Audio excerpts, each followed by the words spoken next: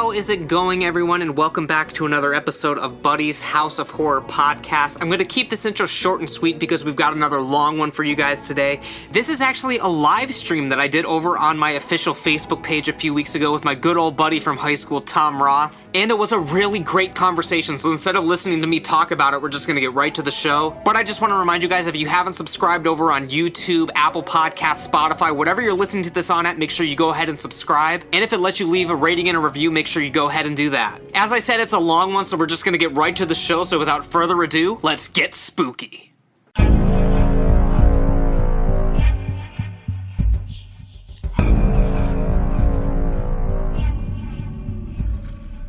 Alrighty, so how is it going, everyone? Welcome back to another special live edition of Buddy's House of Horror podcast. If you're tuning in for the first time, welcome to the House of Horror, where we talk all things horror, the horrors of real-life films, literature. We're going to get into some literature today.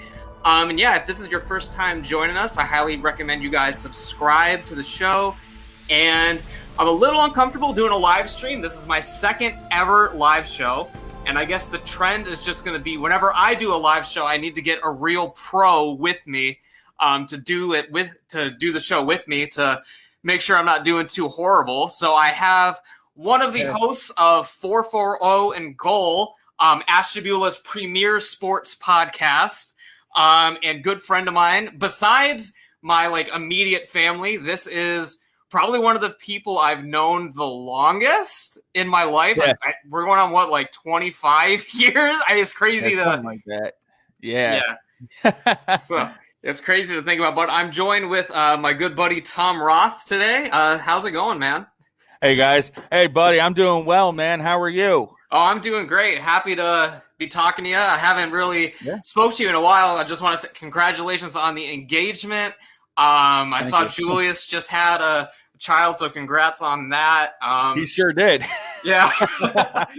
Yeah, and we were talking before the show, bonding with your son and stuff, getting into Dragon Ball and Power Rangers and all kind of stuff. So it's been good chatting with you. We're going to get into some cool stuff in the show here. So for those of you who, I guess, Thom, just go ahead and introduce yourself and tell people about your show.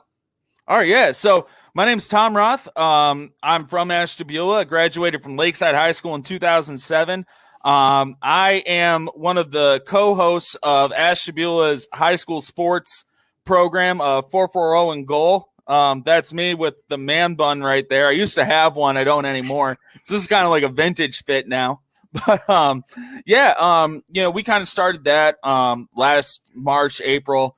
Kind of as a sports show, just to kind of shoot the breeze, and it evolved into something way bigger than we ever thought possible. And now we're covering high school sports, football, basketball. We did wrestling. We're going to be into baseball here. So that's been a heck of a ride. But, I come from graduating Lakeside. I went to Westminster College. I have a bachelor's in English literature, secondary education, and film studies. And I have a master's degree from University of Phoenix in education. So, kind of education was my thing, but I taught for a while. I was a kindergarten teacher, and then the school shut down. It was Assumption in Geneva. And so then I started selling cell phones for a minute, thought kind of good at it. And then I left and started selling cars at Classic Madison. I've been there ever since. And, it's been a wild ride, but $100,000 for an education and I'm selling cars. So it's cool. Yeah, it happens. Yeah. I mean, why not? I'm excited to talk to you today because one of the things I really want to get into more on the show is talking about horror literature. As we were talking about before we started rolling here, very underrated. And not a lot of people know about a lot of the stuff going on. As we said, we've known each other forever. I think kindergarten basically was when I first got introduced to you because I was close friends with your brother. So we were over there all the time. And at the time, I even remember way back then, you were sort of interested in horror a little bit. Oh, yeah, man. Horror has been a big part of my life. Ever since I was younger, my dad, he my dad's a big movie guy. My dad's disabled. He had an accident at the power plant before I was born. And so it limited his movement quite a bit. He did all he could at home, like around the house, but he was more of the stay-at-home dad when my mom was out, teaching and everything. So what ended up happening was we didn't really have like a common ground really, because he's a bit older. So he really wasn't into the video games. He wasn't into, like Dragon Ball, Power Rangers, that sort of thing. But what he was into was movies. So my dad introduced me to a lot of different movies. And like at age like 6, 7, I mean, I was introduced to,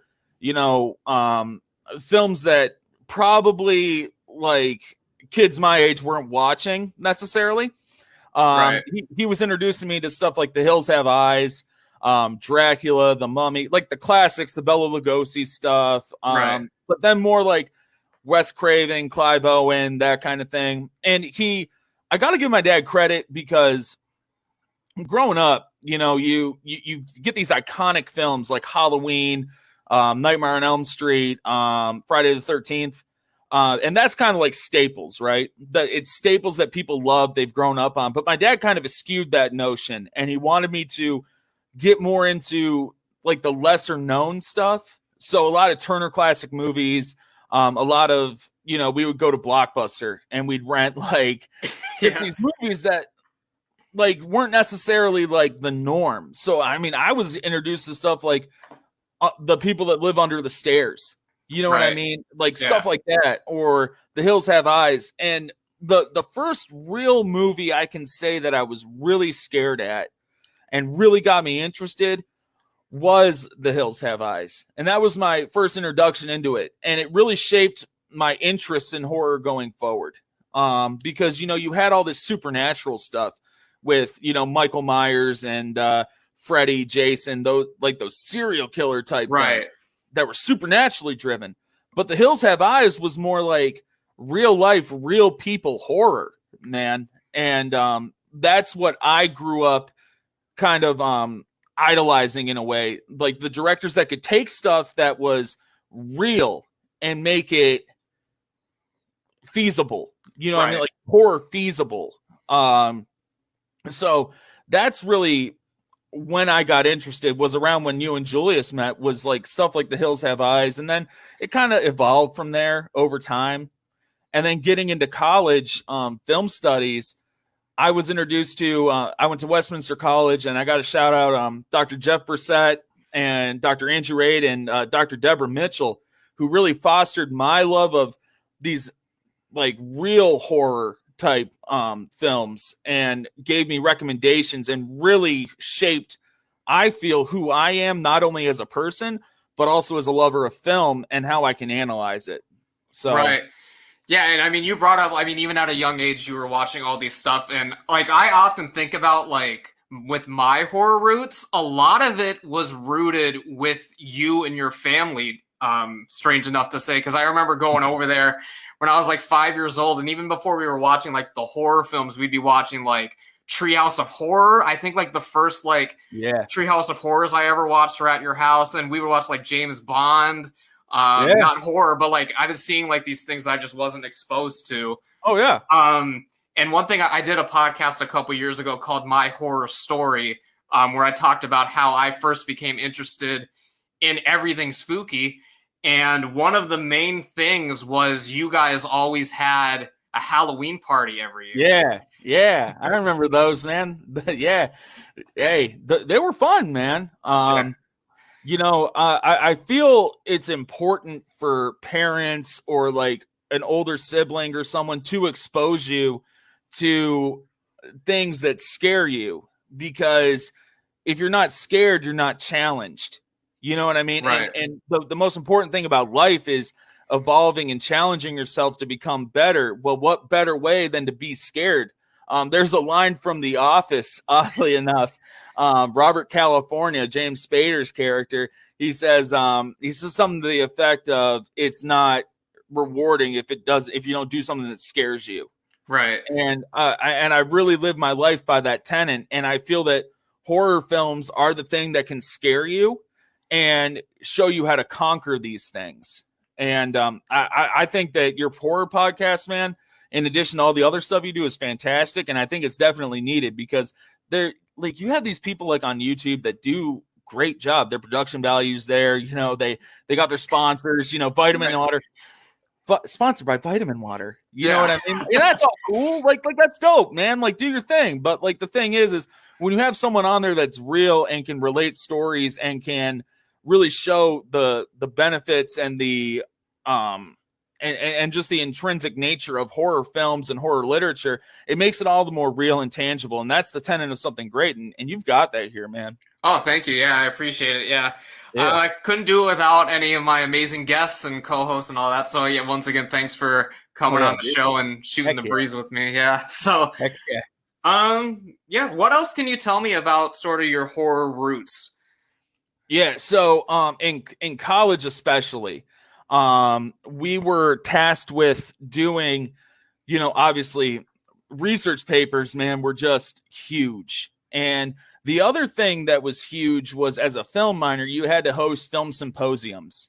Okay, like that you had. It was in front of alumni. It was in front of boosters for the department. Your parents came. Your guests, your friends. My fraternity brothers were all there. Right.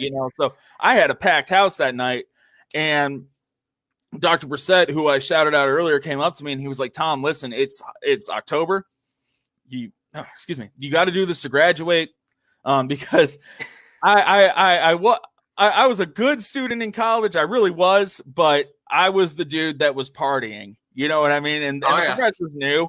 You know what I mean? Like, they would catch me on campus. I was doing some stuff that, like, probably wasn't the smartest stuff. But Brissett comes up to me. He's like, "Listen, you're a brilliant kid. I need you to graduate this 5th year because you fucked up. Okay, so Come on, we're gonna do this now. I got this film. I want you to watch it. We're gonna present it, and you're gonna talk after." And it was called the Orphanage, and it was a foreign film, and it was about an orphanage. Of course, it was a Spanish language film, and so that was one of my first forays into foreign horror and the stark differences between how directors do things amongst different, cultures. And that's what really got me interested going forward into different subsects of horror of, different, of course, I'm going to repeat cultures here. But the Orphanage and that symposium, I had to do it. Like, my mom and dad were there. My girlfriend at the time was there. I had to make it worth their while. So we're watching it. We do the discussions after, and that was really the thing for me that set it off. Like, all right, so this is what I want to study from now on. I want to study horror film. I want to study, foreign language film, especially. And it really just shaped my view of, American directors, man, what they do is fantastic. A lot of these guys, these newer guys, especially like Jordan Peele, right. I'm going to tell you what, man. Jordan Peele, I mean, he was a funny dude on Key and Peele. Yeah. I'm going to tell you what, like, that dude cracked me up. But he makes these films that it's so tangible. It's so real, this horror. Get Out and Us, especially his 2 big releases. I love the fact that he can make these movies and you can go, all right, that was scary, man. That couldn't happen. But then in the back of your head, you're like, well, could it? Right. You know what I mean? Like, no, that couldn't happen. But could it? You know? But like Spanish horror films, it's all rooted in almost a romanticism type of way. So romanticism, getting into literature a little bit, romanticism was in the 1800s, pretty much from the beginning of the 1800s to 1850. And it was rooted more in the fallibility of the human spirit, the demonicness of sex, how the human spirit can be corrupted so easily. And guys like Edgar Allan Poe, Herman Melville, they've written, I mean, Poe's probably the most famous horror writer of all time. But going back to the film aspect, Spanish films really lend themselves well to that notion of romanticism. It almost felt like an Edgar Allan Poe type of film, because the whole time it's about this little kid at this orphanage who this woman goes to be a caretaker of this orphanage, and she keeps seeing this kid, and it's not necessarily the horror aspect of him scaring her because he's a bad spirit, but scaring her because of the horrors that happened to him when he was at this orphanage. And it goes back to religion too, like the fallibility of church and religion. Like we think of religion, we think of, God, we think of priests, we think of nuns, and generally we think of them as good people. You know what I mean? Like we think of them as that comforting type of thing. I grew up in the Roman Catholic Church, and my priest was a very nice guy. He was a guy I could talk to about anything.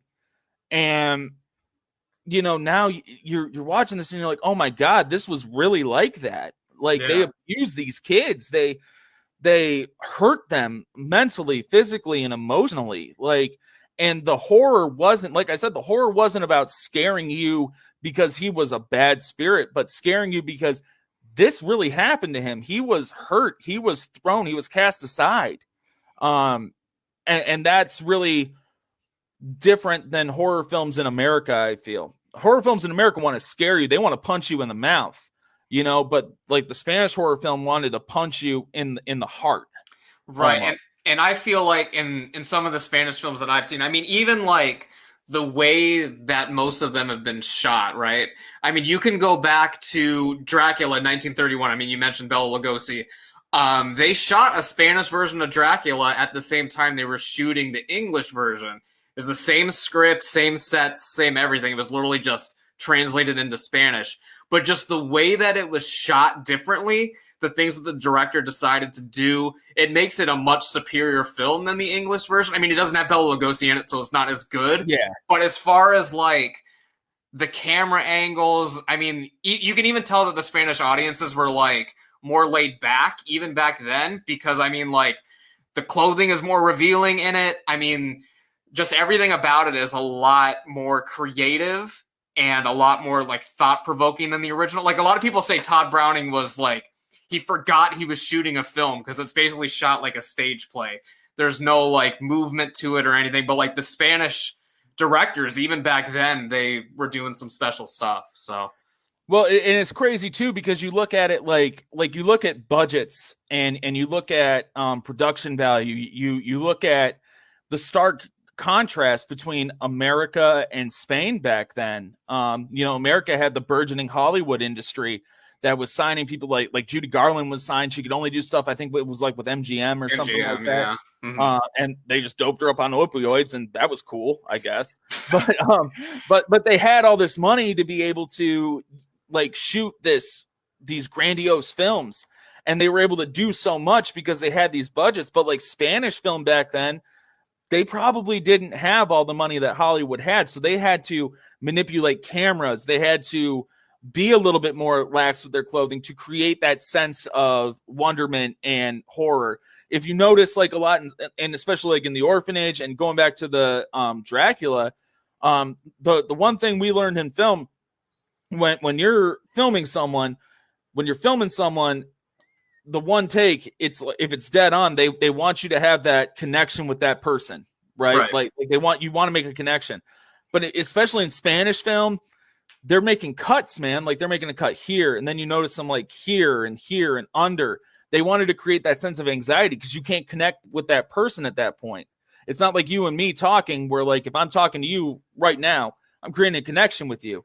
Right. But then they pan to something else. I can't look you in the eye anymore. You know what I mean? Like, and it creates that sense of anxiety, and that it's getting a little bit more prevalent, like kind of off of horror, but WandaVision, the new Disney Plus show about Scarlet Witch and Vision.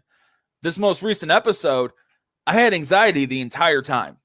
And I'm a guy that has anxiety. Like, I wake up anxious. I wake up thinking I did something wrong. But the whole time, like, they're panning, they're cutting. You can't see Wanda the whole like in one frame the whole time. And I looked it up, and he did that on purpose because he wanted to create that sense of anxiety. You don't know what's going on.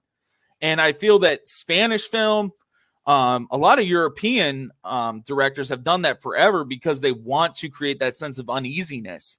And I think that that's one of the things that's overlooked when you look at film. Like, shots and angles are so important, especially in horror film. Oh, yeah. Especially. Yeah. So the Orphanage, was that so you said that was your symposium. So was that the one that you really did the most stuff with when you were in school? Unfortunately not. So as an English major, you have to write a capstone. So the capstone is your senior thesis. And I wrote a 130-page paper. That was what I wrote. Yeah. I wrote it on Inception and Alice in Wonderland. And I wrote it on female empowerment through a feminism lens. How dreams were used as a way to empower women to make them more decisive and have control over their world. So those two. So Alice in Wonderland, the book and the film, the Disney film, not the Mia Wasikowska film that came out like in the 2010s. I'm talking the cartoon, right? Alice in Wonderland and Inception. That was my senior capstone. That was what I did the most of anything in college. That's what I did it on. But horror film wise, the film I probably did the most with was The Exorcist. Okay. Yeah. Now, we were talking a little bit before, and like I was telling you, I got my top 5 horror films and horror literature, and The Exorcist is actually my number 2 favorite all-time horror film. And the reason I did the most with it was because when I was growing up, my dad would never let me rent that movie at Blockbuster. He would never let me rent it at Family Video. And I'll never forget it. I was probably in like 11th grade, and it was summertime. I was hanging out with Julius, and we had a pizza, and Sci-Fi had The Exorcist come on, and I was like, oh shit, I've wanted to watch this forever. Hell yeah. Right. Yeah. So I'm watching it, I'm hanging out, and I'm like, what's so scary about this movie, man? You know what I mean? Because I didn't get it. Like I was in 11th grade. I didn't understand the notion that TV edits a lot of crap out. Oh, yeah. Especially with that one.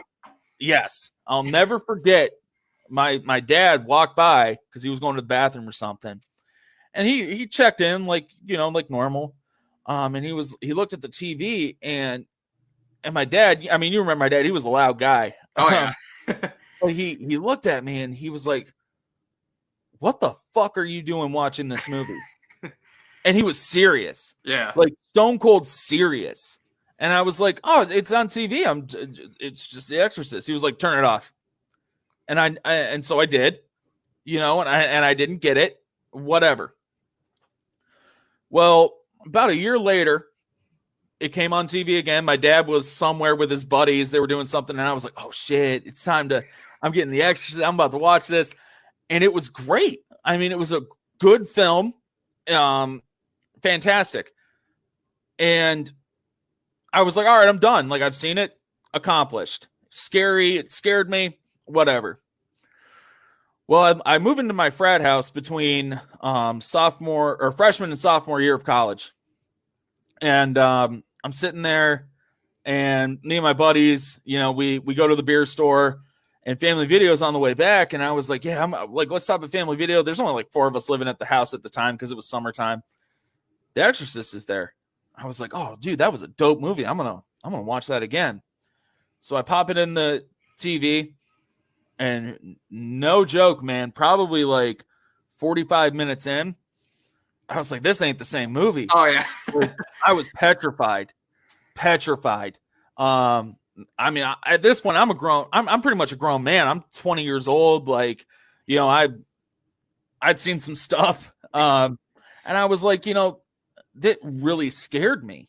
I mean, to the point where I'm going to sound kind of like a wimp here, but that night, man, I packed a bag and I went home. I couldn't stay in that frat house that night. I'm not joking. Like, it was thunderstorm. Like, it was an old frat house. So like there was like knocking and stuff all the time, but I mean, it was probably like mice in the basement or something. But I mean, so scary.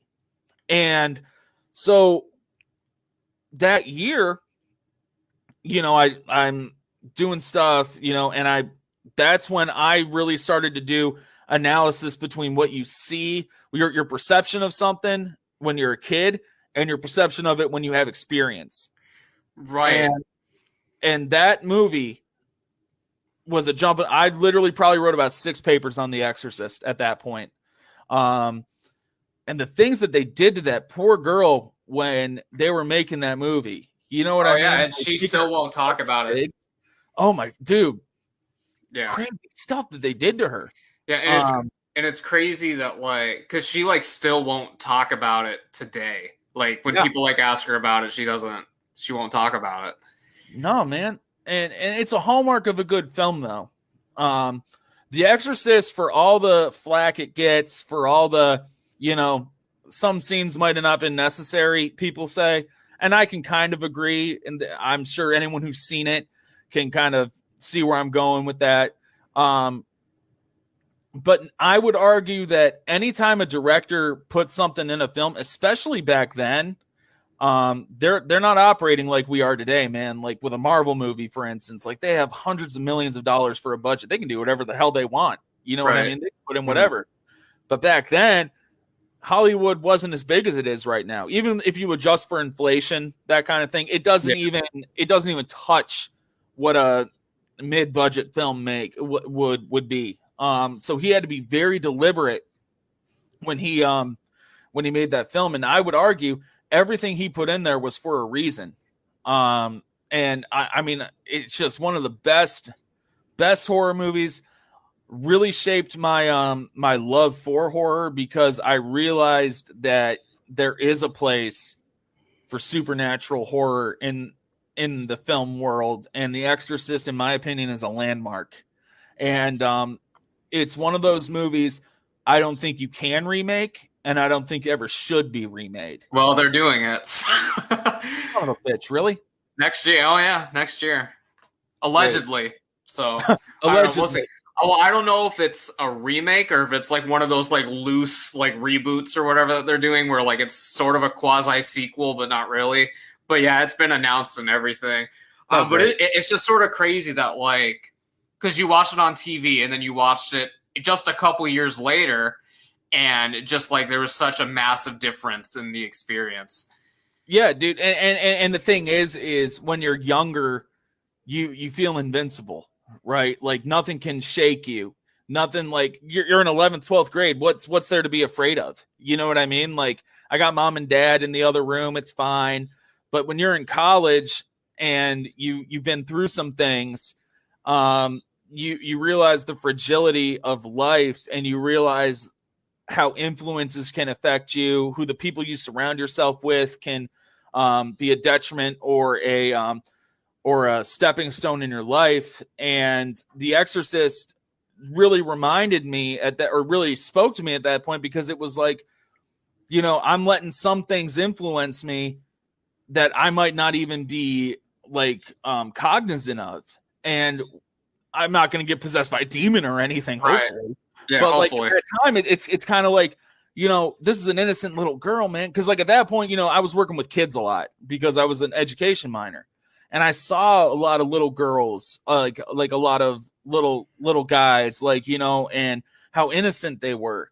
And just being an adult at that time, you see that true innocence of what a child is, that you don't understand when you're in 11th grade. And for that demon to possess her, and you can tell she's in pain, and you can tell, the mom, I moved out of the house, man. My mom's hurting because I'm not home, or I don't care. I don't answer the phone. You know what I mean? Right. I know she's hurting because I'm not doing that. And I see the mom's pain. And then I see the priest who's putting his life on the line for this little girl, man. And my relationship with my priest was different at that time because I'm not home. I'm not going to church. Right. And I see how my priest was hey man, you ever need anything though? I'm here. You know what I mean? How my priest was willing to, hey man, just give me a call. I'm there, so it all shapes you differently. And that's what scared me. It scared me because it's a little girl, man. Like, Right. and this thing's possessing her and wants to hurt her. And that's what really scared the shit out of me, because it's like no one's safe from stuff like that. And man, it still shakes me to this day thinking about that. Yeah. Whew. Scary, dude. Yeah. One of the most terrifying films ever. You brought it up a little bit, so switching gears just slightly. You mentioned Family Video, Blockbuster, the video store, basically. Yeah. And some of my audience might be a little bit younger than us. Maybe you've never experienced a video store. What can you sort of tell me about going to Blockbuster back in the day? Man, it was amazing. Like, my dad, like, we had this Saturday tradition when I was in high school, man. We would go to Caruso's. So anyone from Ashtabula who wasn't fortunate enough, Caruso's was an Italian restaurant where Wade's Possibilities used to be. On I think it's Main Avenue. I don't know Ashtabula that well anymore. It's West Avenue. Is like West Avenue. It's right by Nappy's Roller Den, Guy Reno's Deli now. Yeah, it was great. We would go there after church. Sometimes my mom would be there because she was managing the Elks Lodge too. So whenever my mom went, it was a real special time because I got to hang out with my mom. And if it was me, my dad, and my younger brother, we'd be in his truck and we go to Caruso's and then we go to Blockbuster. Or if it was my mom, we'd be in the Cadillac and we'd go to church, Caruso's, Blockbuster. My mom would come in and she'd kind of take the lead and pick some films. My mom wasn't a horror film person. My mom was more deep films, to kind of give me like an education on some of the older directors. Right. Because her relationship with her father was big into film, big into movies. So she wanted that same thing, which I'm so thankful for that. I remember even as a kid, she would like tell us, "Oh yeah, she's like Godfather's the best film ever made." She still believes that, man, and she isn't wrong, because going back to that thing about being a kid, when I was watching The Godfather when I was a kid, I was like, it's just Al Pacino being a piece of shit the whole time. Like, but now watching it now, I get it more. You know what I mean? Like I get why it's a seminal piece of film history. Great film. But going back to the Blockbuster, you go in, you peruse the aisles, and they had everything, man. I mean, literally everything you could hope for. I mean, but sometimes they messed up, and I'd be pissed because I wanted to watch Alien one time, and my mom, surprisingly, she was like, "Oh yeah, Alien," because I guess she saw that in theaters. We get Alien, and it wasn't friggin' Alien, man. It was way different and stupid. I felt gypped, and I didn't pay the $5. But the best Blockbuster kind of was a horror experience in itself, because I remember if you went there and you didn't return your film on time, they'd be like, "Oh, well, we're reporting it to your credit." You know what I mean? And my parents believed that. And I remember thinking as a kid, I was like, "Well, did you give them your credit card information? Did you give them your social to sign up?" You know what I mean? How the hell are they going to affect your credit? But anyway, Blockbuster was great, man. It for someone like you and me and anyone out there who is a true, a lover of film in any capacity, Blockbuster was a shaping experience, because you got to expose yourself to so many different types of film, so many different directors, genres. I mean, they even had video games. I mean, you could rent video games. But you could rent the console too. Like if you didn't have an N64 or whatever, you could go rent it. But I don't think, because with Blockbuster and stuff and all these films, because me and Jared used to host a show called Lost on VHS, where there's some films that have never been released on DVD, they're not on streaming or whatever. So I don't think that physical media can ever completely die. Correct. And I don't know, the Family Videos by us just closed. I mean, they just announced that they're all going under or whatever. So I don't know, it's just different. There's something about going through and as you said, making a day out of it. Right, instead of just scrolling on Netflix or whatever, you're going to an actual store. You can pick up the box art and all kinds of things. It's just a different time. I don't know. I mean, and the thing about physical media never being lost, so I have 3 TVs in my home, right? None of them have a DVD player attached to them. And I have HBO Max, Netflix, Hulu, CBS, All Access, Peacock, and there's one other one I think I'm forgetting. Prime Video. I have all that, right? And there is inevitably sometimes you can't find the film you want to watch. So on the side over here, I'm not going to pan over to it, but I have probably about 200 movies sitting over there, all Blu-ray. I think the last bastion of any semblance of a film store are those buy-sell trade places. Right. Yeah. Oh man, I mean, the Exchange in Willoughby, David Jackson, who's big into horror film and Power Rangers, everything out here. Right. He's a partner at Buy Sell Trade in the Ashtabula Mall. I love going there, man, because you find something every time. That's how I found out about Game of Thrones, was at this podunk place in Canfield, Ohio, with my ex-girlfriend when I was in college. That's when I got into Game of Thrones. I bought the Blu-ray for like $15. It was like 12 episodes of the greatest show ever made. Right. And I watched it, and I didn't think it was that great, but experience. We broke up.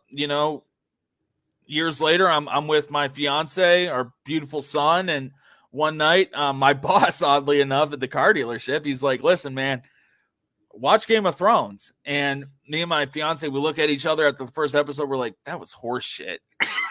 And then it's like a 12-year-old thought of the coolest stuff you could ever do, like boobs, swords, dragons, fire, and dudes who are buff as hell.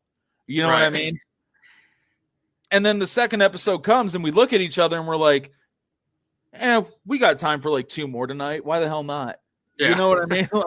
So stuff like that, man. Like, we talk about experience in life, man, definitely helps shape what you like. And I thank God for Game of Thrones, man. Like, that thing's dope. But this isn't a Game of Thrones podcast. No. So get off that. Yeah. But stuff that you'll never find on Blu-ray. I mean, I've got Alfred Hitchcock, his entire collection on Blu-ray now. Hitchcock's one of my favorite directors of all time. And I thank God for physical media, because if I didn't have that physical media, I'd never be able to watch his movies, man. Right, because it's not all of it. Lots of time. And it's hard because, even with Hitchcock and stuff, because I know it took forever for those Blu-rays to get out, because the films are owned by different studios and this and that. So even getting stuff on physical media is even harder to get nowadays. Yeah, it's so much harder. And the thing about a guy like Alfred Hitchcock, anyone who studies film or is interested in film in any genre, Alfred Hitchcock's a guy you have to watch. I mean, you want to talk about an auteur, a guy who every single thing meant something. He's the guy. And Hitchcock was a big part of my college experience. I took an entire class on Alfred Hitchcock. And I did it just to kind of, at the time, I was like, I think that's the dude that directed Psycho. You know what I mean? Right. I'm going to take that class, thinking it was just going to be about Psycho. Turns out, he didn't just direct Psycho. He directed, there's some movies that he directed in the 30s and 40s. Right, yeah, he's one of the few that started in the silent era and then was still making stuff into the 60s. And he remade his own films. Right. That's what was crazy. The 39 Steps was one, and then The Man Who Knew Too Much is essentially just a remake of the 39 Steps. God, man, a guy like him, his contribution to horror especially can't be overstated. He was a true visionary. And a lot of guys now, going back to Jordan Peele, Ari Aster, even Eli Roth to some extent, you can definitely see the influences that they took from him. Right. Just prolific. Horror subverts a lot of expectations, which we can get into later, but what were you going to say? Well, I was going to say, because even back then he was, because now obviously people look back and he was doing such revolutionary things, but even at the time, that scene in Psycho at the end where they have to have the psychotherapist explain everything, because at the time people didn't know what was going on. So no, and the thing is when he did that, even if you thought you knew what was going on, he makes it so you don't know what's going on, but it comforts you enough that, oh, he explained it, okay. But at the same time, it's almost like, okay, but there has to be more. And that was so great about Hitchcock, because he left you wanting more and empowered his viewer to make their own theory. Right. You know what I mean? Like, and that was so great about him. And I feel like now with films, everyone wants to wrap stuff up, man. Like, everyone wants everything wrapped in a nice tiny ball, and like, that's it. It's done. Right. But the fact about life is sometimes nothing gets wrapped up. Years later, you're still looking for closure. You're still looking for answers. And that's the wonderful thing about Hitchcock, because by doing that, he's reinforcing that point. He's reinforcing the point of not everything needs to be wrapped into a nice little box, and that's that. We have after credit scenes now in movies that'll wrap it up and be like, oh, and coming next, right? Like, but why do you need that? Because that the fact of life is you don't get that all the time. And Hitchcock was, as the kids say, Hitchcock was a real one. Oh, yeah. Yeah.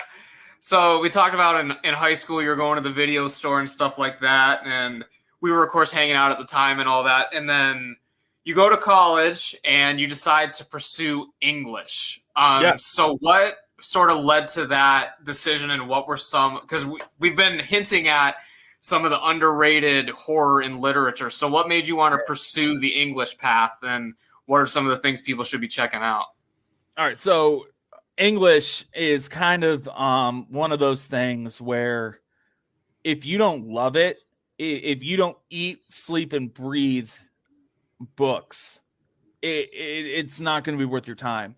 There's not much you can do with an English degree outside of being a teacher or museum curator or like librarian in the legal field or in film.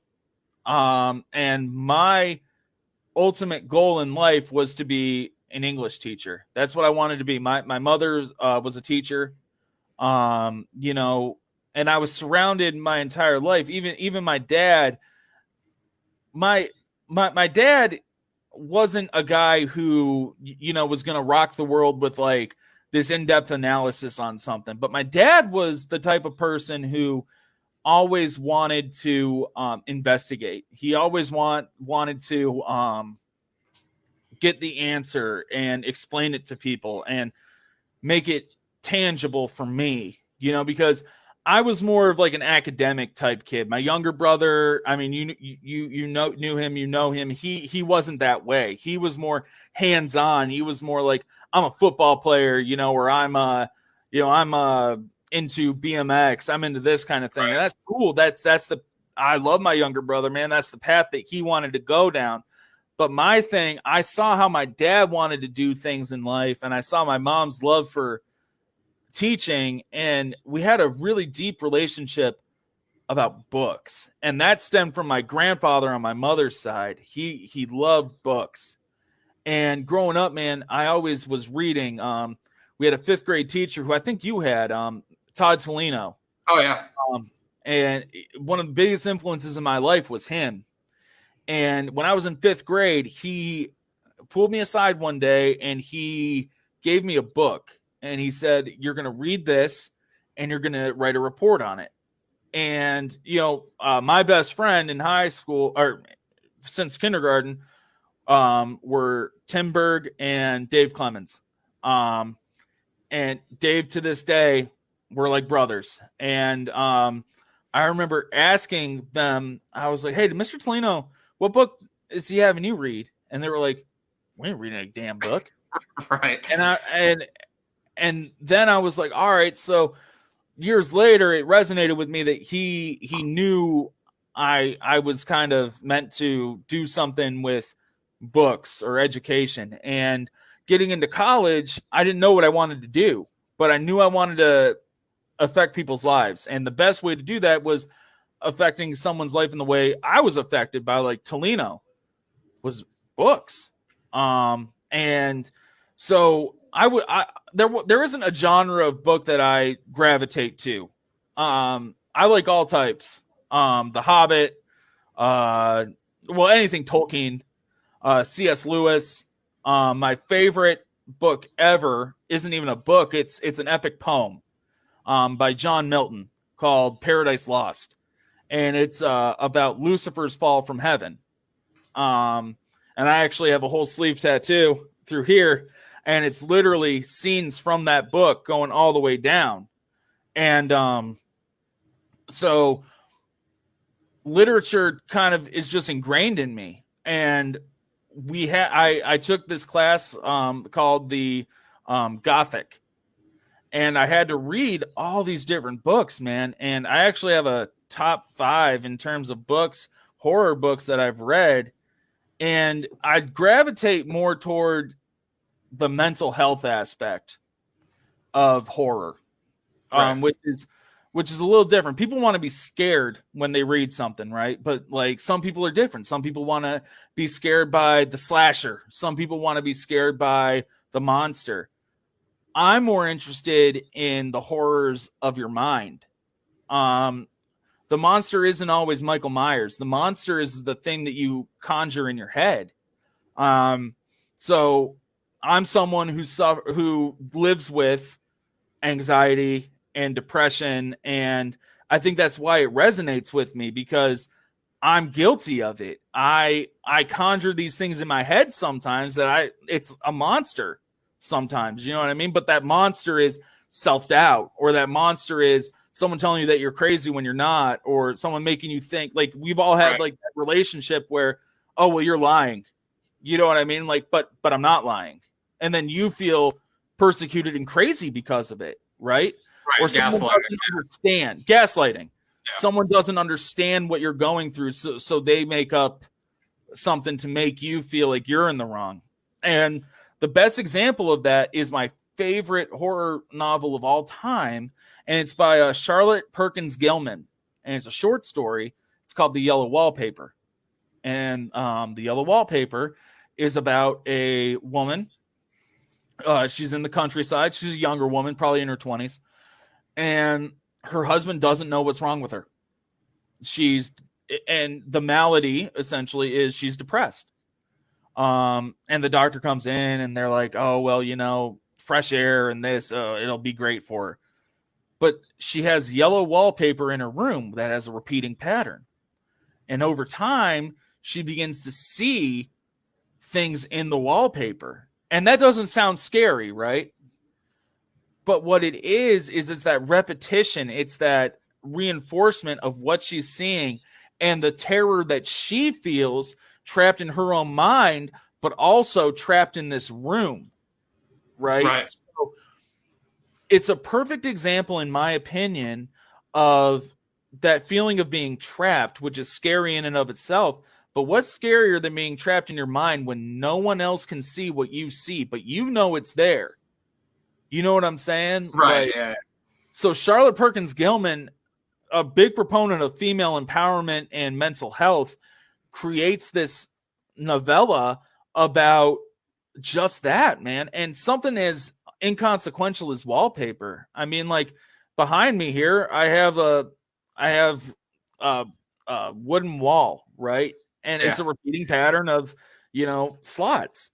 There's nothing scary about that. But to that woman, it was so scary. And you feel her terror the entire time.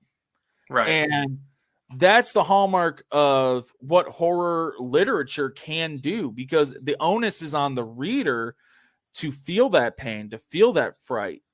And I think it succeeds in a big way. And that's really the story, the novella, the what have you, that really kickstarted my interest in the horror genre of literature. Right. I realized how scary stuff can be. You don't have to see it, but you can visualize it. And I feel like at least like one of the challenges that like I've faced with like you tell people, oh, I like horror, this and that, like they assume that like it's always the Michael Myers kind of thing. Like there can't ever be more to it. I mean, we talked about The Exorcist extensively. One of the few horror films to get like Oscar recognition and stuff like that. And like, besides Poe and Stephen King, like most horror novels are like looked down upon, and even those, a lot of people are like, "Oh, this is just trash," you know. I've often wondered, like Stephen King, he's got to be wild, man. Oh yeah, because the Stephen King gets like, I'll be reading a Stephen King book, right, and I'm scared to turn the page sometimes. But like, what is Stephen King like? Is he like typing at his computer and he's like, I don't know what's next, I got to look away, and then he looks back? You know what I mean? Like, how scary is it to be Stephen King? And it's just crazy because it's not like with a lot of his novels, he's like putting out like one novel every like 5 years or something like that. Like he's doing like 2 a year. So like his brain's a scary place. Oh, for sure. I saw you guys did a review on It too, with Mills and Jared there. I haven't gotten to listen to it yet. Yeah, Old Mills Lane. Yeah, Midnight Miles, you know. Midnight Miles. Yeah. Like, and talking about Miles and Jared, like Jared and I were really good friends in junior high, but as things happen, you get different sets of friends and you kind of drift apart. Right. But I will always acknowledge, for the rest of my life, like a formative aspect of my life and getting into certain things was because of Jared and Miles too. I mean, Miles and I were in band together, and he was one of those guys. Miles could be friends with anyone. Oh yeah. And I wasn't in that group. You know what I mean? Like I wasn't buddies with like Dave Buddy and Dan Northern and Brett Spencer, those kind of guys. Like we were all cool. You know what I mean? Like, hey, what's going on, man? How you doing? That kind of thing. But like Miles was that one person from that group that like actually wanted to know who you were. And that's what Miles based it on. And I always knew Miles, like, he loved horror movies and he loved that kind of stuff. And it was cool to talk to Miles about that kind of stuff, because in high school, man, you don't really, if it's not mainstream, it's not cool. You know what I mean? But Miles skewed that notion. And, hey, Miles, if you're listening, man, it was always cool chopping it up with you about that. Oh yeah, he's a big listener and fan of the show. Like you said, he's one of the guys that like can be friends with anyone. I mean, through him, like I've reconnected with Dylan Nemi actually. God, Skinny?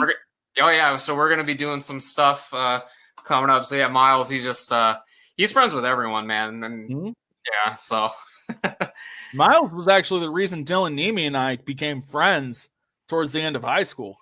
Yeah. Because Dylan and I, way different people.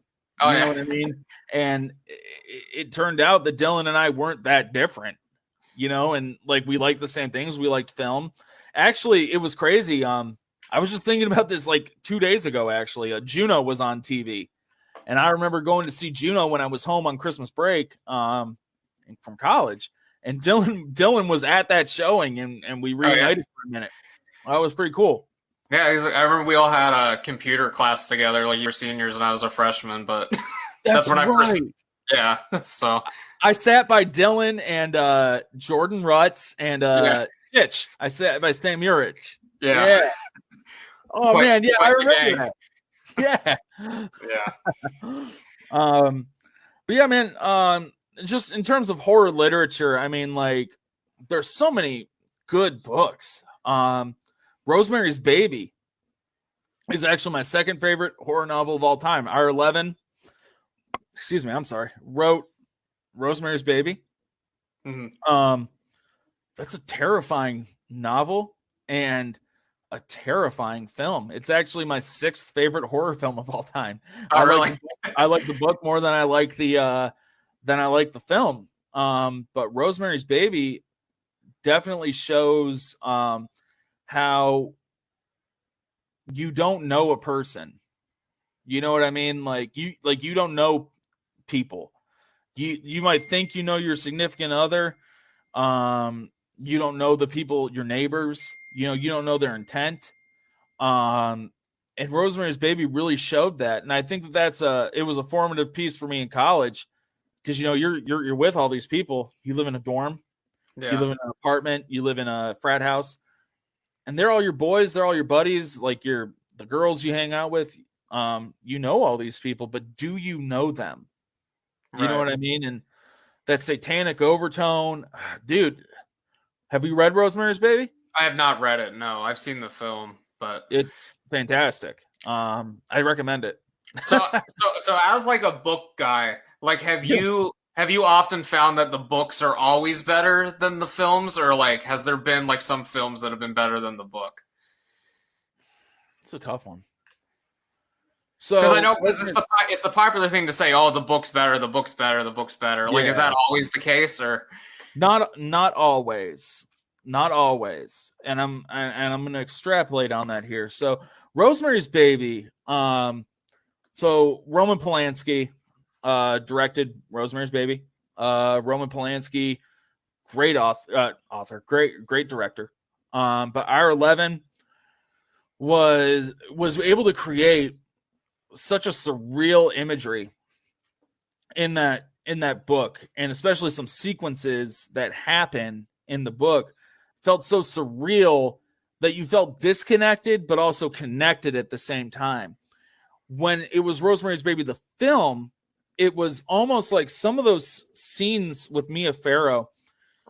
So Mia Farrow is a great actress. I mean, I know you know who Mia Farrow is. She's prolific. But Mia Farrow in that role played such a pitiful woman in terms of, how weak she was and how fallible she was, that I almost didn't respect her. Mia Farrow is a commanding presence on the screen. But in that role, I feel that she was so weak that I didn't like her. I like the story, and that's why it's in my top horror films. But in terms of Mia Farrow, I just didn't like her. It definitely comes down to who's cast. Now, like if we go to like Bram Stoker writing Dracula, right? Dracula is such a great book. It's great. I mean, it's timeless. Oh, yeah. And it defined a genre. I mean, you literally have a subsect of literature right now that's vampire because of Bram Stoker bringing that to the mainstream, right? But in my mind, the 1931 Dracula is leagues above the book, and even the Gary Oldman, Keanu Reeves Dracula is better than the book. The reason being because Dracula, in and of himself, is a very sexually driven character. Right. And in the book, you get that.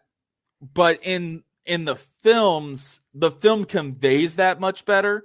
The film makes it, I'm going to quote It's Always Sunny in Philadelphia, it makes it sexy. You know what I mean? Like, and that's needed in some cases. It's definitely needed. So sometimes the film's better than the book, but I would say, and I might be flip-flopping a little bit, sometimes the film is better. Most cases, the film is better than the book with horror. Now, something like Frankenstein's never been done right. Yeah, it's hard to compare it to the book because it's just like so. Because I mean, like what Frankenstein goes on for like 30 pages telling his life story, and in most of the films he doesn't even speak. So exactly, because people are so wanting the monster to be horrific and scary that they don't care about the motivation or the inner turmoil and pain that the monster holds. And that's definitely the case in Frankenstein. Mary Shelley is one of the pioneers of horror literature because of Frankenstein. But you can't. I just don't think that there's been a good adaptation of Frankenstein ever, and I don't think that there ever will be, because of the simple fact that horror films are made for one thing in America, and that's to scare people.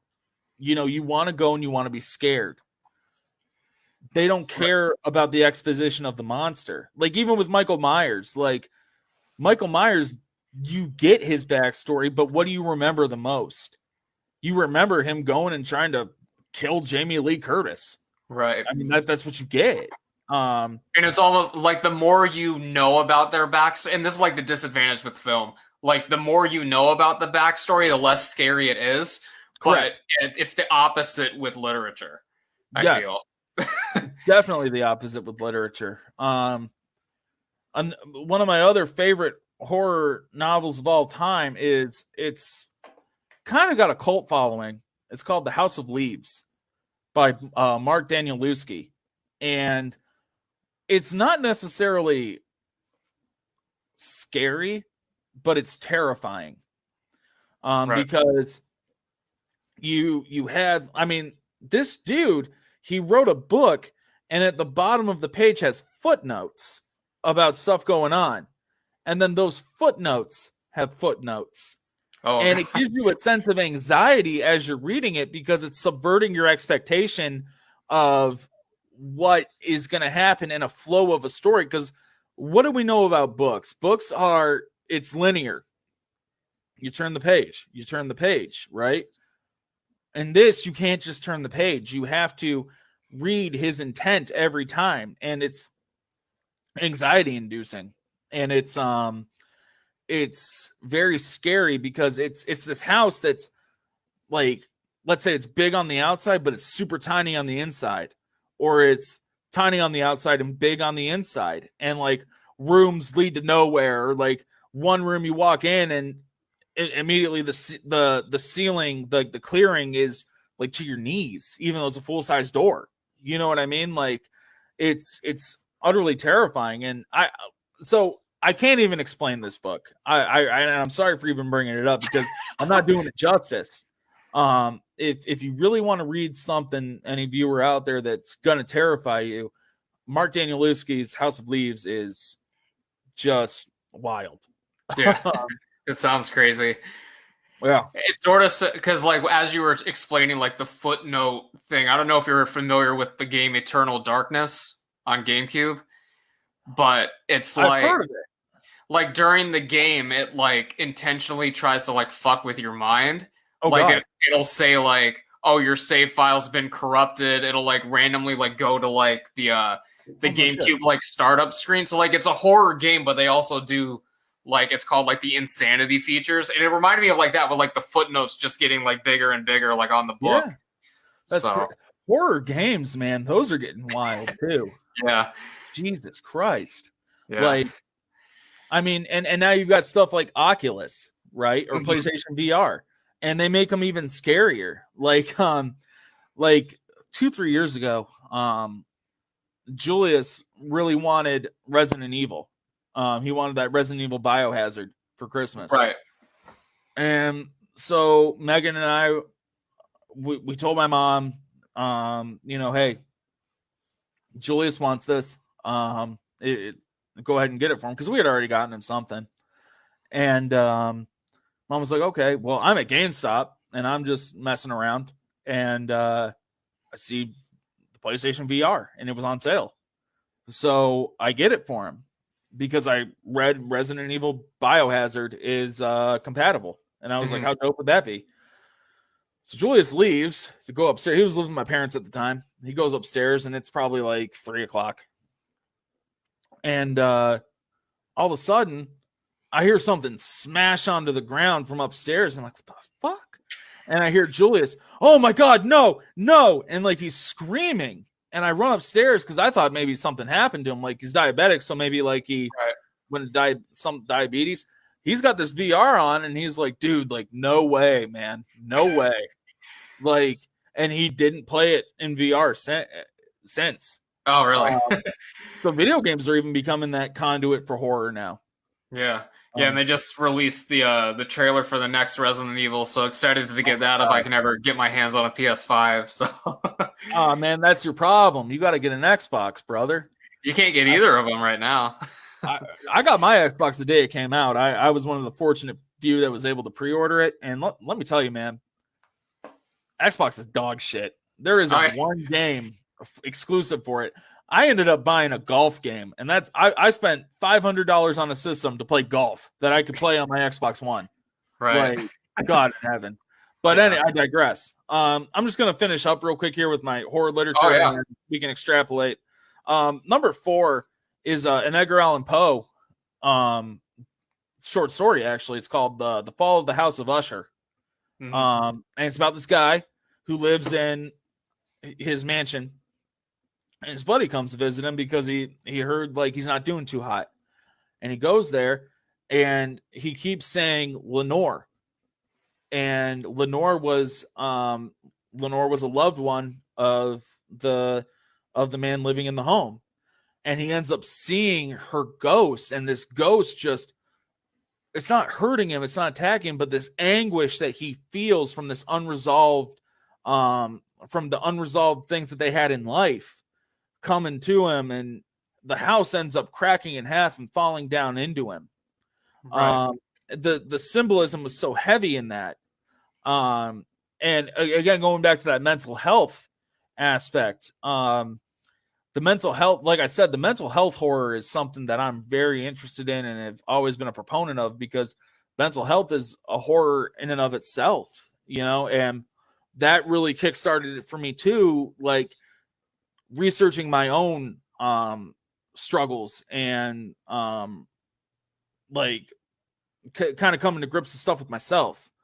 So horror isn't just something to scare you. It shows through like some of these things that horror is meant to help you overcome and to identify within yourself the scary thoughts and stuff in and of yourself to conquer that and be your own hero, because there isn't always going to be, the priest from The Exorcist that tries to help free you. Sometimes you got to be that person.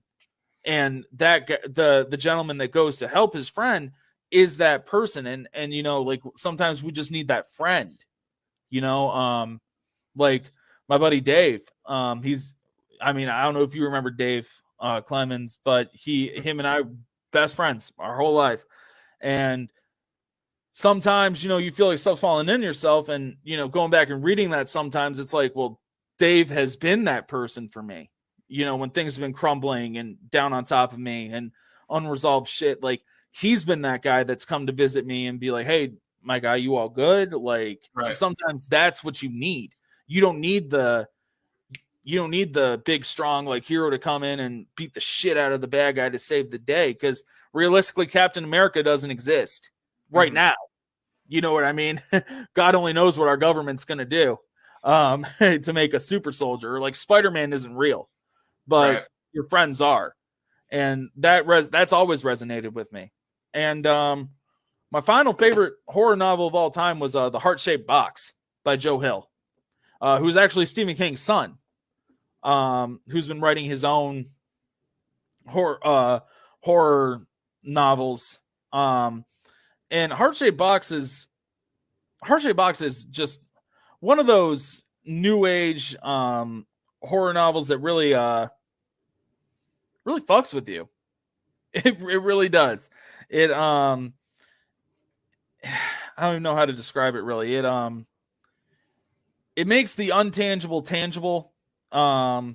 It makes everything and it was released in 2007, which was when I graduated high school. So it was kind of one of those things that first thing that I really read that really fucked with me. Right. It hit you at the right time in like those formative years and all that. So yeah. Sorry, I don't have a better for Box. It just, there's not off the cuff much I can say about it other than if you want to be scared, if you want to know the meaning of like a true villain, Craddock is the name of the villain in the book. That it's something that check out. And I don't know what Stephen King and his family's obsession is with animals and dogs especially, but goddamn, man, he fucked me up with dogs. I'm gonna tell you what, because dogs are a big part of Heart-Shaped Box. And especially now, I have a German Shepherd Pit Bull mix and a Pit Bull Terrier mix, and they're monsters. But sometimes you think about that and you think about Cujo even, and it's just, excuse me. It's crazy. Yeah. And definitely, I feel that books, horror novels especially, sometimes can get into the things we're uncomfortable with, and make it almost try to normalize it.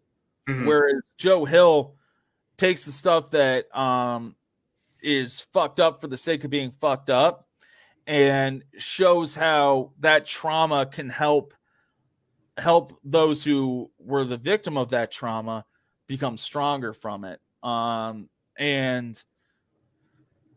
there's just some parts in that, man, like being one of the girls was molested in it, and that's an uncomfortable topic. You know what I mean? Like I was thinking to myself, do I even bring that up? But like, because that's the thing. Stuff like that is uncomfortable and it's horrible, and that's a real life horror that unfortunately people go through, and God, man, it's disgusting and it's sad. But Joe Hill shows in that book how this girl being molested was able to take that and become who she is because she never wants someone to experience that. And even though she's a secondary character, in my opinion, she becomes the hero, the main hero, because she's the one who's able to have the most growth. And God, it's beautiful how she's able to overcome such a horrific experience. Yeah. So yeah, that sounds like a hell of a top 5. If there's some of those I'm gonna have to check out. So yeah, people need to read more. People do need to read more, man. It's becoming a medium that unfortunately people think it's not cool to read, but I would argue it's one of the coolest things you can do, because you've got to be the person that creates the imagery. You've got to be the person that is the director. Mm-hmm. One of the most fun things I do is when I get halfway through a book and I feel confident that I know who the characters are, I make a fan cast. Who would be these people? And then I create that in my head, or put like a soundtrack in there. Like what would be the music that's playing? It's pretty cool. And I like how some of these directors now are going and taking inspiration from old literature to create their horror. Right. Guillermo del Toro, one of the best horror directors of all time, in my opinion. He directed a movie called Crimson Peak, and it had Jessica Chastain, Mia Wasikowska, and Tom Hiddleston, who plays Loki in the Marvel movies, in it. And it was in my opinion, a love story to romanticism, and what we talked about earlier, that romanticism type literature, because it was a very romantic horror film, but also terrifying at the same time. Right. That's one that I need to revisit, because when I watched it, I was not in the correct headspace, because I was expecting something very different from what it was, and I was just like, what is this? So that one's on my list to rewatch. So it's a great film. Like I said, it's like it's an ode to old literature. Yeah. And we can't lose that. We can't lose what got us here. It can't be forgotten, because literature formed the basis for film. Film is the new literature, like it or not.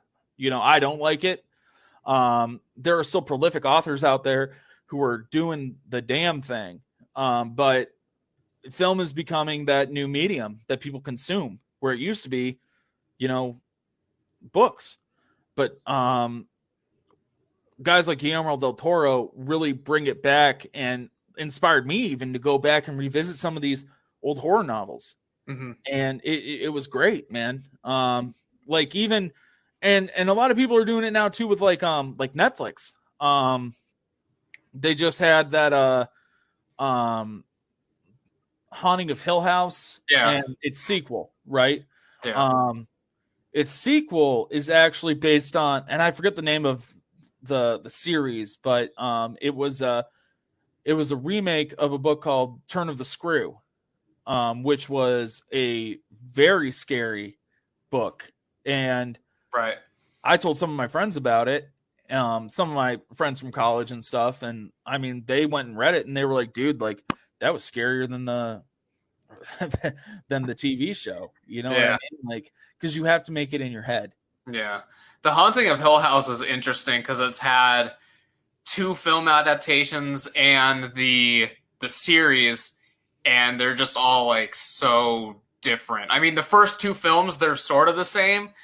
But then the third one, it's basically an adaptation in name and character only. Precisely. Precisely. And we're talking about like new directors. Are you a fan of like these new horror directors?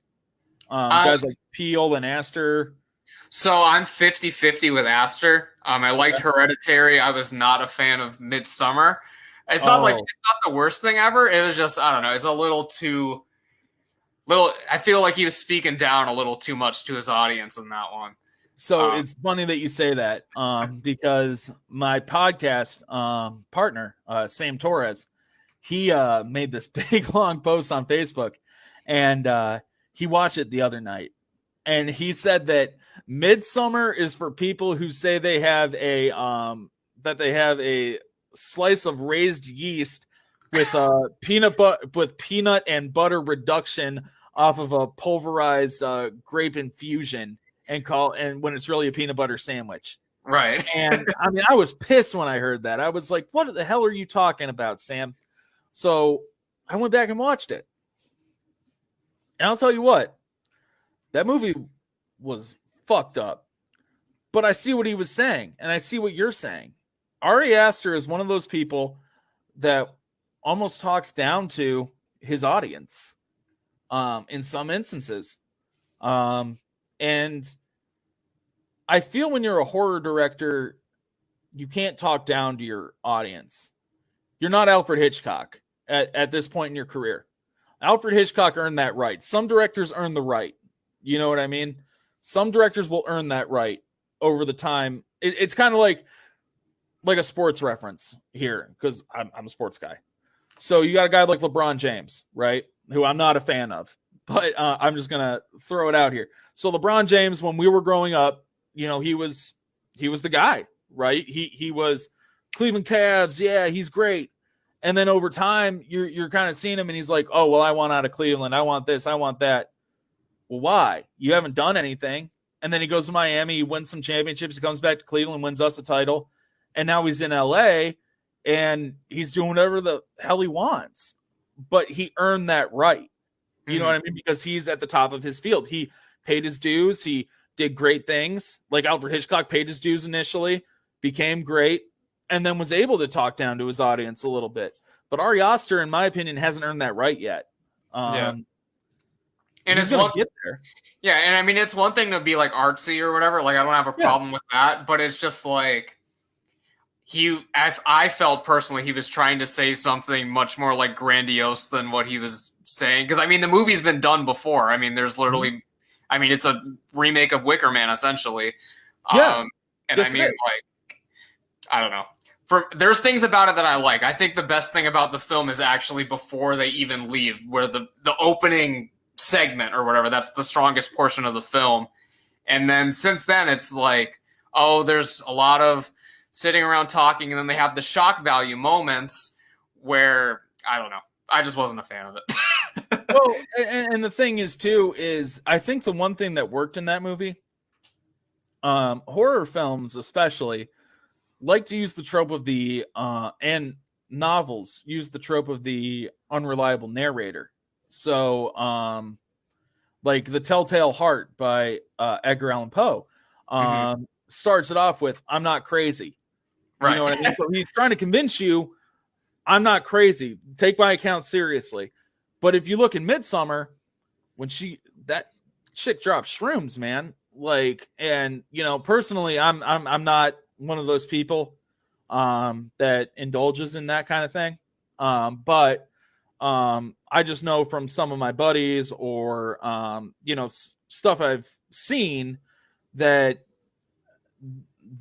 shit don't last for 45 minutes. You know what I mean? Like that's like an all day thing. And she becomes that unreliable narrator. So I feel that worked in that movie. Yeah. Because you don't know.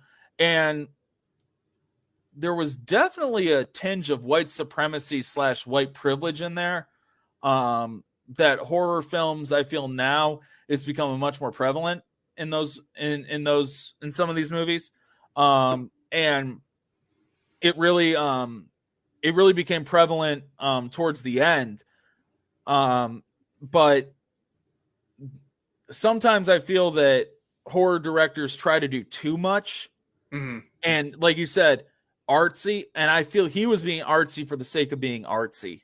And Sam really was the one who kind of opened my eyes to that. He was just trying to be that like cultured, well-to-do guy who sips matcha lattes and has a scarf on in July in Starbucks. You know what I mean? Not knocking you if that's what you do, whoever's out there, but that's just the type of person I feel he was almost pandering to. Right. But then you got guys like Jordan Peele. I keep going back to him, but Jordan Peele directed Get Out and he directed Us. And by no means were they artsy films. Jordan Peele writes real movies for real people. And he's doing the Twilight Zone now, which I don't know if you've seen the Twilight Zones. I saw the pilot of it because it was on YouTube or whatever when they were like hyping it up, and then but I haven't gone back and watched the whole series. They're on like season 2 now, right? Yeah, and I got CBS All Access the trial when it first came out. Yeah, and then I made another burner email with one of those Visa credit cards that I loaded like $20 on so I could have it for like 2 months. Right. But then I ended up keeping CBS because now it's got like Ink Master and The Challenge, which my fiance loves. The Challenge. And they have The Stand. They remade The Stand, and it has like Whoopi Goldberg, James Marsden, and Alexander Skarsgard, which is awesome. Alexander Skarsgard, that's one of my favorite actors, dude. I don't know if you know Alexander Skarsgard too much, but he's up there. His brother was Pennywise. Yeah, it's an acting family. Yeah. And his dad was in the Pirates of the Caribbean and and I think he was in Thor, I think. Maybe, yeah. He was the doctor. He was like the academic doctor or whatever in Thor. And he's the guy that gets possessed by the Tesseract with Loki, whatever. But what I'm getting at is the Twilight Zone, like Jordan Peele, he's making very real things with a supernatural twist to them. And I feel that now, especially in the climate that our society's in, supernatural horror still works, but it doesn't work unless it feels real anymore, because we're in the social media age. You know what I mean? Like we're in Twitter, Instagram, Facebook, where everything's accessible. So just as an example, like a couple weeks ago when all the stuff popped off in Washington at the Capitol, 10 years ago, you wouldn't have even known that unless you were in front of your TV and then your dad or mom or friend texted you and was like, oh my God, look what's happening. Right. But now like, Twitter, I get a notification. You know what I mean? So we're all very connected now. We know what's real. We're very connected to the real now. And I think that's why Jordan Peele is succeeding where other people aren't succeeding as much, because Jordan Peele, I think, realizes that. He realizes that these real things are now what's scary, because we've seen Michael Myers, but what we haven't seen is our friend go crazy and start a cult. Right. But anymore, that could happen. And with social media creating followings and stuff like that, it's real easy. And I hate getting political, so I definitely apologize. But like this QAnon type thing, right? These people started on like 4chan and then on Twitter, and they have this massive following now. And Jordan Peele's taking that kind of thing and making it tangible and making it scary, because, it's easy for me to sit here and be like, oh, well, that's crazy. Yeah. You know what I mean? Just disregard it. But when Jordan Peele makes it on TV, you see the implication of the far-reaching circumstances. Like he made this Twilight Zone episode, which it was with Ben from Parks and Recreation. Okay. And Jacob Tremblay, who was the little kid in that movie Wonder with Owen Wilson, the kid that had the disability. Yeah, he's in all kinds of shit now. Like, whenever you need a kid that's under 10 years old, it's just Jacob Tremblay and everything. He's everywhere. I mean, that kid's like the acting world Justin Bieber. He's just gonna make bank. But like the little kid, it's election time, and he's like, you know what, I'm gonna be president. And then all of a sudden, like these people are like, well, damn, I like the way that kid thinks. I'm gonna vote for him. Mm-hmm. And then this kid becomes president. And Ben from Parks and Recreation, Adam Scott is his name. He in real life, Adam Scott is his political advisor, and he's conflicted the whole time. Like, well, do I help this kid? Do I not help him? It's good for money. It's good for my brand. And then the things that happen. So I feel that like someone like Jordan Peele is succeeding because he's willing to go somewhere in the real in a real sense, rather than making it untangible. He makes it tangible. And that's where the real horror is now, man. Stuff that's tangible. Right. And then another person that we alluded to, because you brought up Hellhouse, one of the other big directors that I'm into right now is Mike Flanagan, who's the guy who's behind that. And he's another one who blends sort of the mental health sort of thing and the horrors that are inside with the supernatural. Like, I mean, with his film Oculus, and then there's Before I Wake, which deals with childhood trauma.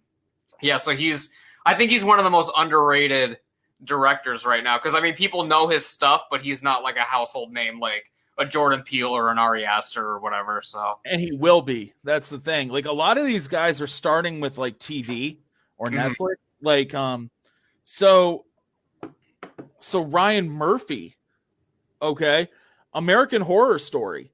Think about American Horror Story. That has become, think about 20 years ago. Okay. What did we have on TV that was the horror TV show?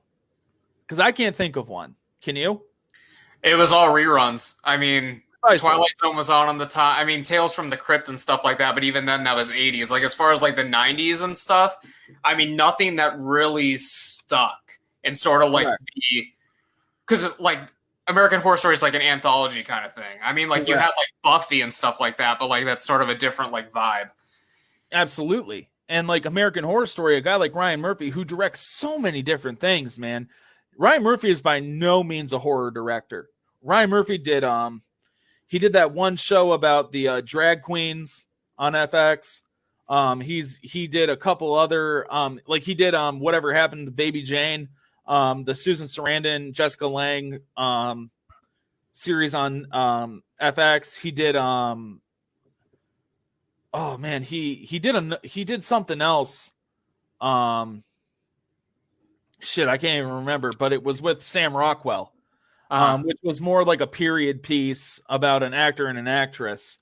But by no means is he a horror director. But Ryan Murphy comes out and he makes American Horror Story.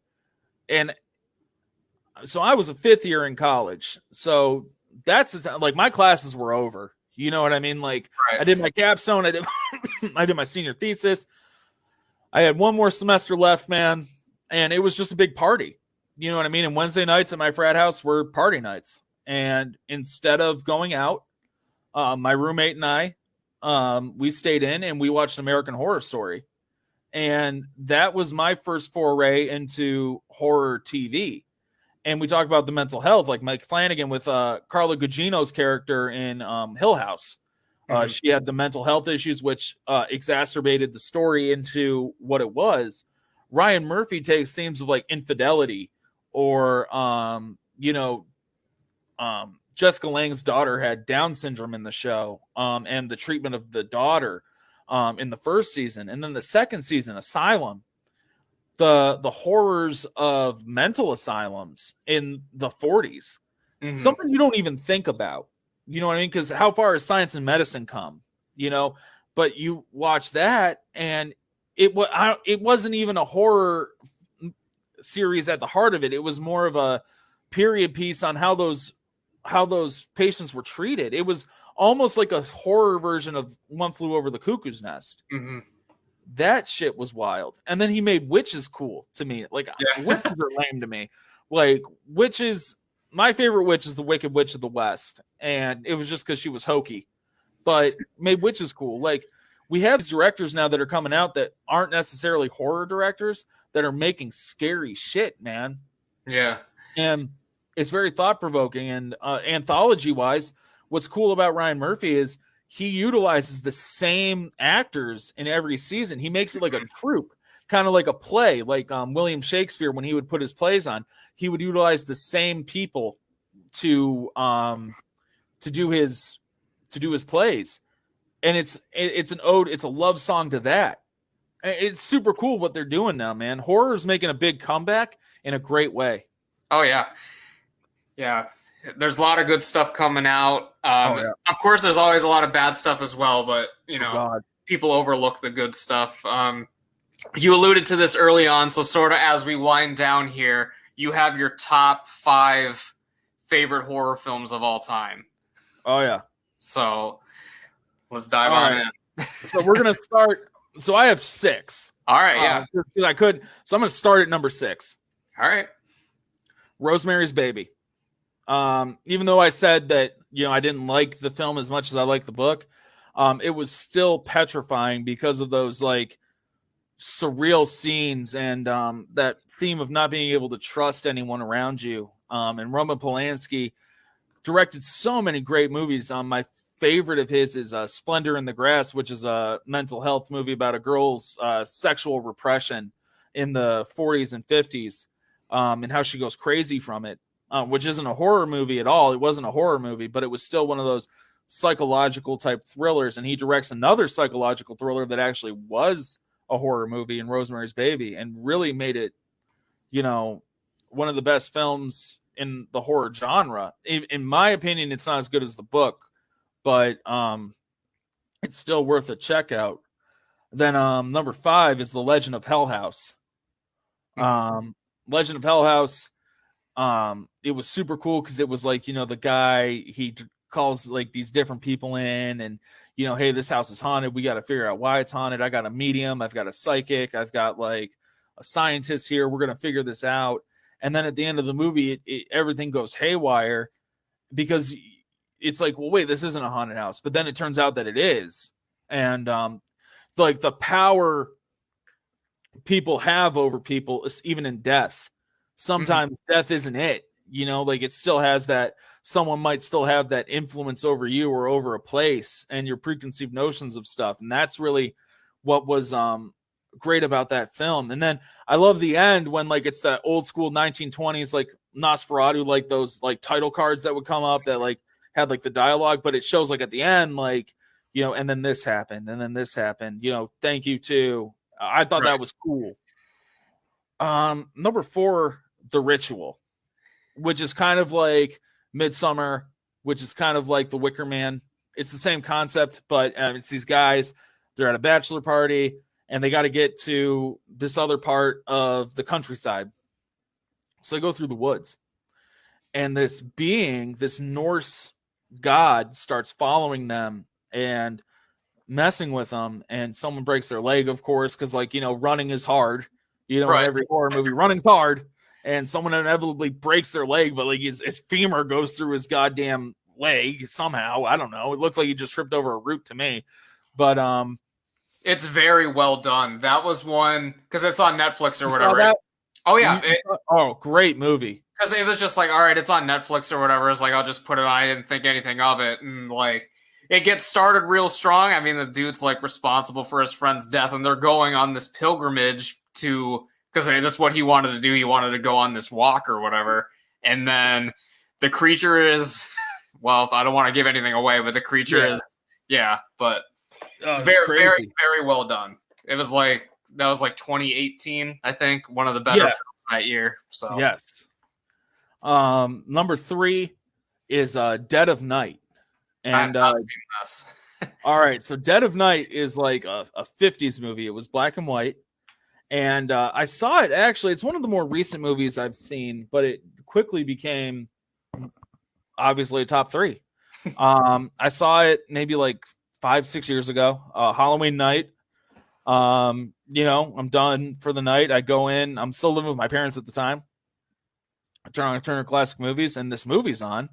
And it's like a vignette type movie. It's all these people sitting around a campfire and they're telling stories. And there's one vignette in there, and it's about this guy and his wife that move into a house, and in their bedroom there's like a vanity on their dresser, and it's a mirror. And he sees into this other reality, and he's sitting in there, and he's more sinister every time he looks in the mirror. And then the final time he looks in the mirror, something happens. And he's like, oh my God, I could never do that. Oh my God, I'll never do that. And then the very next night, something happens, and it mirrors what happened in the mirror. Mm-hmm. And there's a couple other vignettes, but that's my favorite part. And it's so well done. The effects are definitely 1950s-ish, but they're done so well that it definitely is something for people to check out. Oh yeah, I'm gonna have to check that one out. Yeah. Oh, it's fantastic, man. You can find it on YouTube. Mm-hmm. Excuse me. You can find that on YouTube. It's fantastic. Number 2, The Exorcist. We talked ad nauseum about that earlier, but it's just that seminal piece of horror. I'm going to say film literature. It's, if you're into horror, if you haven't watched it, scare yourself and watch it. My dad told me a story about when it first came out. He went to downtown Cleveland to see it. It was snowing out. All of downtown Cleveland was covered in snow, and it was so quiet. And, they're getting ready to go in, and these people are leaving, and these people are screaming, and they're scared, and don't go in and see it. Don't do it. And my dad was like, whatever. Yeah. And he goes in and he watches it, and it deeply affected him to the point where he didn't want me to watch it. Mm-hmm. Getting older. And even today, like, hey, what'd you do last night? I was watching some TV. What'd you watch? Oh, I popped in The Exorcist. Well, why the fuck would you do that? Yeah. Like, it scared him to his core to this day. My dad's almost 70, man. Mm-hmm. Like, and he's still scared from that movie. So right there, it's one of those things. And then finally, my favorite horror film of all time, if I could never watch another horror movie, this is what it would be. It Follows. Underrated pick. Very. I feel like that one, because I liked it when it came out and all that. I haven't rewatched it since, but that's one where people shit on it a lot. Mm-hmm. It's one of those, you either love it or you hate it. People shit on it because, in my mind, it didn't have a defined time that it was in. It had elements of the 80s, 90s, 2000s, and 2010s in it. Mm-hmm. And just that age-old notion of sex is bad. And, when we're in 5th grade, don't have sex, not until you're married. You know what I mean? Like, well, they used to teach us in abstinence class and shit. Right. Just that notion of passing something from sex and, the allusions to promiscuity in it, and not knowing what's following you, not trusting what's around you, and how you can't ever really get rid of something once it's attached itself to you. It really scared me, man. Like, it wasn't necessarily a horrifying film, but it's one of those things that sticks with you. Right. And when you're done and, you go to bed at night, you think about it. And sometimes I still think about that movie. And whenever it comes on, if that's on, I drop everything and I watch it. It was the last movie I saw with my mother in theaters. I was going through a breakup with my ex. I having a tough time, but movies were the thing that were there for me. And I think in that week, I went and saw like 5 movies. I mean, I wasted a ton of money. I saw Guardians of the Galaxy, Planet of the Apes, and It Follows, all in the same week. And Planet of the Apes was dope. Guardians of the Galaxy was the first movie I saw post breakup, and it made me happy. You know what I mean? It was the first time I've been happy since like the breakup, like with Star-Lord dancing and stuff like that. It was happy. Yeah. But It Follows was that movie, man. Like, and it's always going to be that movie for me. People shit on it because they don't understand it or don't understand what the director was trying to do. But I feel it's an ode to life. It's an ode to what could be, what is, what isn't, and what never will be. And I think that's why it works as a horror movie, because people are all different. People all have their different walks of life. They all have, like you and I, we're very different. You know, we have things that make us happy, things that make us unhappy, people that make us happy, people that make us unhappy. You know, someone that I might really like, you might not, and vice versa, maybe in life. But the underlying thing is that connects everyone is being able to connect with anyone and trying to make a meaningful connection. But that movie shows that if you're trying to make a meaningful connection with someone, there can be and will be consequences, good or bad. And I'm going on a rant. I'm sorry, but that film is fantastic. Check it out.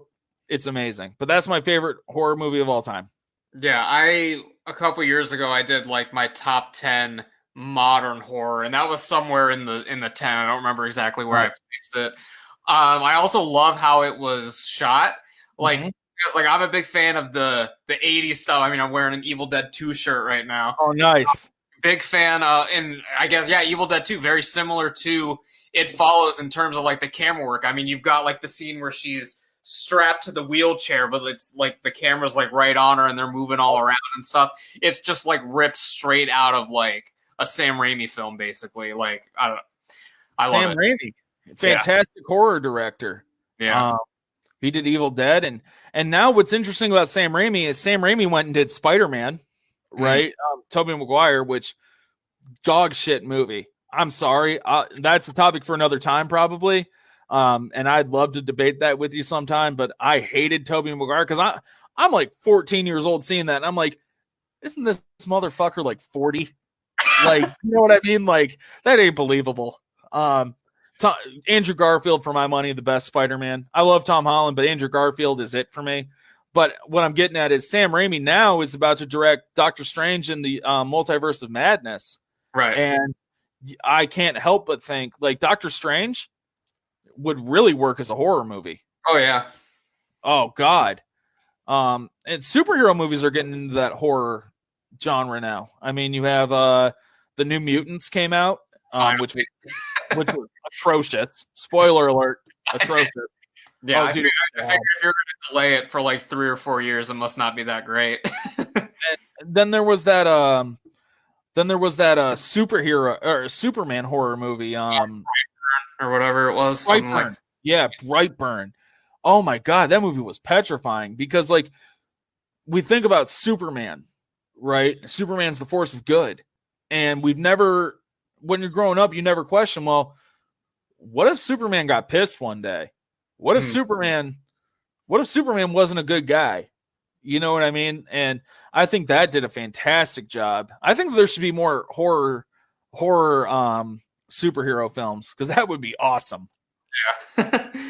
Yeah, that'd be cool. Yeah, it's similar to like I've seen a comparison. It's like, oh well, what if Vegeta was sent to Earth instead of Goku? It's like a similar. Oh shit! Oh, that would have been bad. That would have been horrible. Oh my God, Vegeta's so awesome. Yeah. I don't care what anyone says. Yeah. Favorite Dragon Ball character, Vegeta would be in my top 3 for sure. Right. Goku doesn't make my top 3, by the way. I would go Vegeta, Piccolo, and then Trunks, but not this new Trunks. I'm talking Trunks from when like we were a kid in Cell Game Saga when he had like that long purple hair and he went Super Saiyan and it went like up like boom. You know, that was bitching. I don't care what anyone says. And his sword, you kidding me? He was just like, he cuts Frieza in half, then he just goes, boom, and then Frieza falls in half. So dope. So dope. Sorry to go on a tangent there. I know, you're good, man. So yeah, those are your top 5 favorite horror films. I just want to say thank you again. Absolutely. For coming on. We've been going for a while. Feel like we could talk all night if we don't stop. Could. Yeah. But yeah, man, anytime you want to come and chop stuff up, just let me know. Love to do this again. Oh, thank you, man. Yeah, before we head out, just remind everyone again where they can find you on social media if they want to check out your show and all that kind of stuff. Hey, thank you very much, man. So again, if you guys are interested in Ashtabula High School sports, sports banter sometimes, we're at 440 and goal at Facebook. Actually, my son made a pretty cool little painting right there for it, which was awesome. But yeah, on Facebook, 440 and goal, Twitter at 440 and goal, Instagram at 440 and goal. And we have a website, 440andgoal.com, where we update, area leaders in football and basketball. And there's blogs on there. I write for that website actually. So there's some cool blogs on there. Haven't done it in a minute, but we're kind of transitioning into basketball right now, so it's been a bit of an adjustment period. But we're growing. Buddy, hey, thank you so much for having me on tonight. This was awesome to talk to you, to get this going. Hey man, anything we can do for you, don't hesitate to reach out to us. Thank you to everyone from 440 and Gold that tuned in, and thanks for everyone else that was here, man. It was awesome. This is different for me, talking about sports all the time. I love sports. It's who I am. You know what I mean? Sports is it for me. But stuff like this is fun and it's different, and you do an awesome job, man. You here, and then when you're with Jared on your guys' podcast, that's awesome on Spotify, by the way. You're on Spotify. And then when you, Miles, and Jared get together, it's awesome, man. And anything I can do to help you guys, don't hesitate, man. I'm here. Oh, of course, yeah. I appreciate it, yeah. Thanks everyone for tuning in, and as always, stay spooky. Stay spooky.